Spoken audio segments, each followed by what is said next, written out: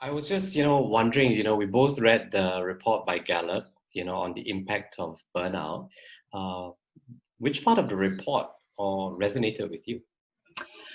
There's so much, it's just so relevant right now. But I think the overall thing that really resonated with me, and I think is one of the key areas to be focusing on right now, is just well-being, just an entire holistic process. Because well-being, it's often just been this tick box process, that HR say, oh, well, we've got a well-being initiative. And well-being is, well-being for us as human beings, not just as employees or individuals. And when we look at well-being on a holistic kind of platform, there's a number of kind of key support areas or pillars that need to be in place for us to have well-being.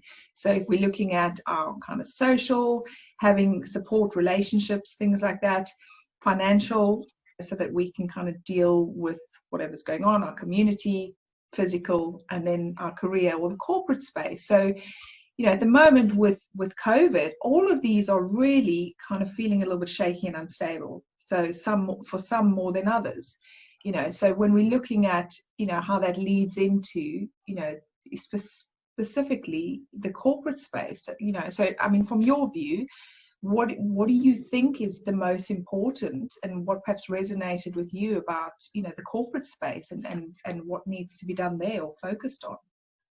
Yeah, I mean, as you mentioned, it's a really rich report. And although they made it very simple in terms of how the points were brought across, which I really love, I think, it opened up two big conversations at the very least, like what you mentioned, well-being was one. And the question that you asked was, in the context of corporate space, what does it mean?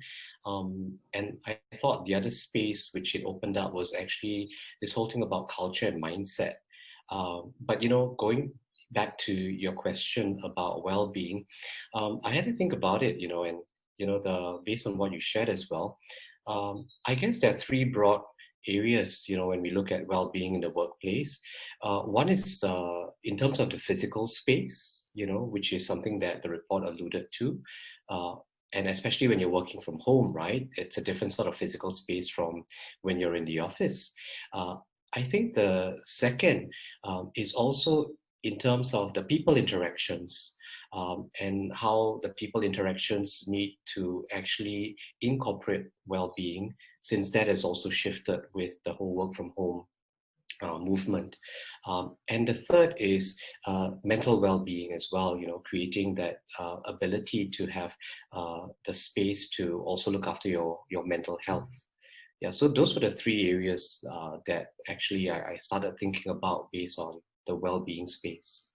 Yeah, and what you say is so true, because and they again are so interlinked. So it's great, like you say, how they've broken the report down, but really when you dive into each one of those things, there's just so much that kind of overlaps. So for example, I mean, if we think about your physical space as well as the mental space, we as human beings only have the bandwidth for 1.6 conversations. So we know this, like if we try and text and listen to someone at the same time, the communication, you can't do both. So when you're trying to do work, and even if you're just overhearing someone talking or a kid screaming or whatever the case is, that's one of your conversations. So that leaves you with 0.6 left for your own internal dialogue. And so this is where a lot of the overwhelm and the burnout comes in, on us being able to actually manage that and what that actually does to us on a physical level. So having that physical space as well as our own physicality is, again, very much linked. That's an interesting point that you raised. I never realized about the 1.6 conversations. And that gets me thinking in terms of actually how we structure our day, especially with working from home, and how do we actually bring well-being into not just something that we do separately, but something that's integral in how we actually work with our colleagues, and actually the space that we create for ourselves in working with our colleagues. So I think one of the common things that I'm hearing from friends and clients and acquaintances is how is working from home, right? They're just back to back, in terms of meetings. And, I then makes me think, based on what you say, the importance of actually recognizing for ourselves and for others the need to actually create that breaks between meetings, right? Rather than moving from meeting to meeting, actually creating that space to digest, to reinvigorate before you move on to the next, rather than jumping from one video call to another. The other big thing I think that I can, that resonates with me in that when I think about the people interactions, is just about how we set expectations with each other, because there's so much trust that needs to occur now in terms of, we can't just walk over and, have a conversation with someone.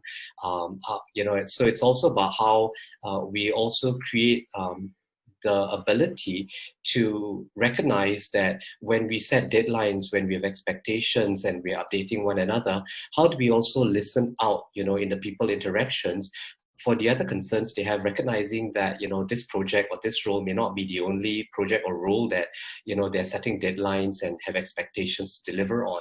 There are other roles they play, other projects they're in.